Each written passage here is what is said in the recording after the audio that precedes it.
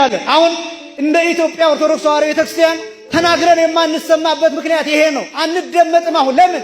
ተጥለናል፣ ወድቀናል። አሁን ቤተክርስቲያን ተቃጠለ እንዲሆነ ብለን እሪ ብንል ማንም አይሰማም። ካህን ተገደለ ሲባል እሪ ብንል ማንም አይሰማም። ሊቃውንት እየተገደሉ እንዲሆነ ብንል ማንም አይሰማም። ለምን እንደሆነ ታውቃላችሁ? ማድረግ በሚገባን ጊዜ ምንም ስላላደረግን የመደመጥ ክብራችን ከአፋችን ተወስዷል። የሞገሳችን ተወስዷል። ክብራችን ተወስዷል። ለዚህ የምንናገረው ነገር እንዳይሰማ ጫና እንዳያደርግ ቤተክርስቲያኒቱ በዓለም አቀፍ ደረጃ ተሰሚነት የነበራት ዓለምን ታንቀጠቅጥ የነበረችዋ ቤተክርስቲያን ዛሬ አገሯ ላይ ምንም ማትሰራ ምንም። እነዚህ ነገሮች ከኛው ከራሳችን የመጡ ችግሮች ናቸው።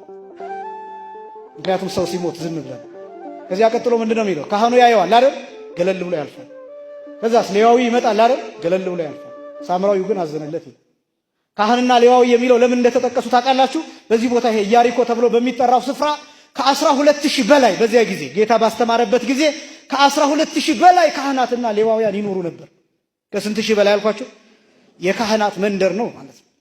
የካህናት መንደር ነው። ያ መንደር ሰውየው ተደብድቦ ሰውየው ተገፎ ወንበዴዎቹ ያሉት ወንበዴዎቹ የሚገኙት የካህናቱ መንደር አጠገብ ነው።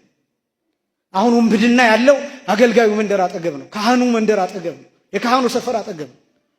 አሁን ሰው እየተገደለ እየተቀነጠሰ የሚጣለው የሃይማኖት አባቶች ነን በሚሉት ዙሪያ በየትኛውም በኦርቶዶክሱ ብቻ አይደለም፣ በሙስሊሙ በፕሮቴስታንቱ በየትም ክፋት ያለው ውንብድና ያለው ጭካኔ ያለው ሌብነት ያለው ማጭበርበር ያለው ማስመሰል ያለው ውሸት ያለው በጣም ብዙ ነገሮች አሁን በአገልጋይ መንደር ነው ያለው።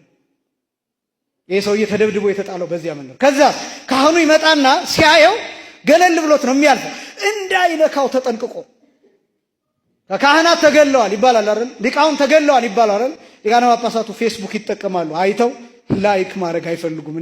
እንዳይነካቸው ገለል ብሎ ያልፉታል። እንዳይነካቸው። አልሰማሁም፣ አላየውም።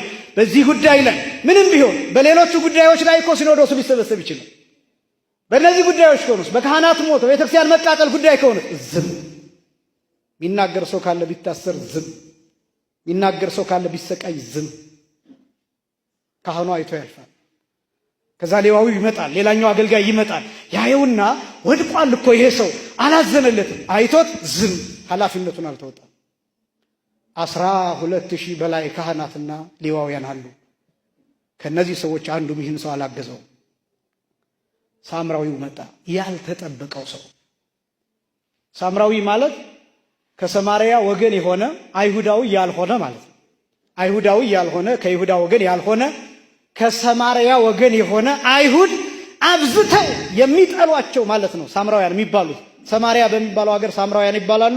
ለአንድ ሰው ብቻ ሲሆን ሳምራዊ፣ ለሴት ሲሆን ደግሞ ሳምራዊት ይባላል። ለብዙ ሲሆን ሳምራውያን፣ ሳምራውያት፣ ለሴቶች ሳምራውያት፣ ለወንዶች ደግሞ ሳምራውያን ይባላል። ይሄ ሳምራዊ ሰው መጣና አዘነለት ይላል። ምን አለለት? ሳምራዊ ማለት የኛ ሊቃውንት ሲተረጉሙ አቃቤ ሀገር ማለት ነው ይላሉ። እስኪ በሉ አቃቤ ሀገር ነው።